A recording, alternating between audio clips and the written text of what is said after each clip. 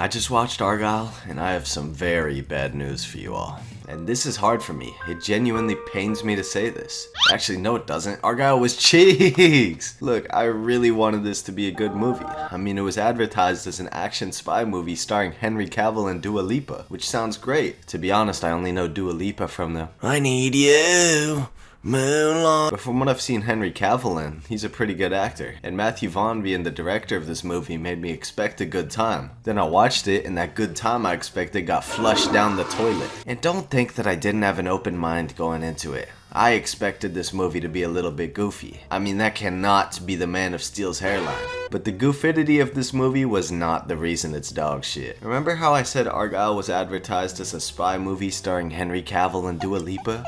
Well, yeah, it is for about the first 5 minutes. Then, hate to break it to you, any Dua Lipa fans who want to watch the movie for her, she dies and never comes back. Then you get to the first plot twist of the movie and find out that these characters that are on the front cover of every poster of the movie aren't real. And the actual main characters are the lady from Jurassic World and this guy. I really don't understand why they felt the need to pretend that all these big names like Henry Cavill, Dua Lipa, and John Cena were gonna be big parts of the movie. I mean, they already had all the star power they needed after Bryce Dallas Howard's impeccable performance in Pete's Dragon. I'm honestly just amazed that they would even try to trick everybody into thinking Henry Cavill was gonna be the protagonist of this spy movie, then replace him with anemic Tom Cruise and hope we would just forget about it. But you know what? It's alright. Even after they hunted down my expectations, ate them, and then regurgitated them back out like a mama bird, the movie wasn't completely doomed yet. Although the reasons we watched this film got Thanos snapped out of the story before it could even begin, I actually liked the first part of the movie. It followed a sort of protect the president story where Bryce Dallas Howard played an author who was able to somehow predict actual espionage shenanigans through her spy novels. And Sam Rockwell played an actual spy who protects her from some brain deficient bad guys while trying to get her to write the next chapter and in turn save the world or something. This definitely wasn't peak cinema, but it was alright. The first fight scene was pretty good, and the chemistry between the two of them seemed natural. The story also followed a linear path that I could get behind, which you should not get used to. Because right after that, they had to give my last remaining bit of hope for this movie the Kung Fu Smackdown by taking the linear, followable story and twisting it into an unrecognizable mess. The obscene amount of plot twists were what brought this movie down from being forgettable to being forgettable and dog shit. I tried my best to count the amount of plot twists there were in this film, holding my piss in until it hurt for the cause. And from my efforts, I counted an astounding 17. And I think I missed a few of them with that number. I genuinely don't understand how you can twist a plot that much. It seemed like they were just ripping storylines from different movies, throwing them into this one, and then twisting them before you could notice and call them on their bullshit. It got so bad to the point where they were reusing twists that they already used, because I guess they just ran out of every other possible storyline they could have gone down. Now, this could have been alright if they at least had good fight scenes. I mean, you can get away with shitty writing if they can throw hands good enough. But the fight scenes were way too long and were filled with CGI that could have been done in a kindergartner's art class.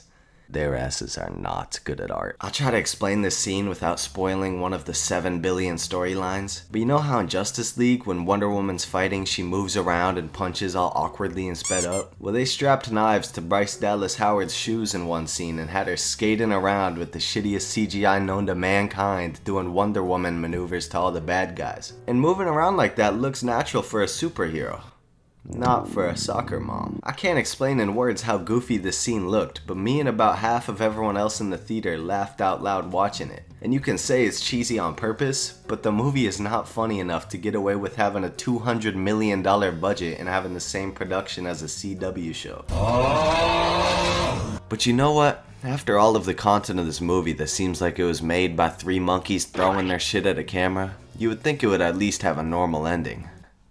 Well, you wouldn't think that. But either way, it's way worse than you could ever imagine. At the very end of the movie, you discover that Henry Cavill's character was actually a real person the entire time, which makes absolutely zero sense if you followed any of the 17 storylines. And then in the post-credits scene, they decide to make him canon in the Kingsman universe? Now look, Mr. Vaughn, I know you missed the mark with this movie, and that's okay. But you don't need to try to save it by shoving it into the universe of one of your good movies. And hey, you little goofball, you do know Samuel L. Jackson's in that one too. So with all this in mind, I'll forgive Bryan Cranston for being in this movie because he's the GOAT.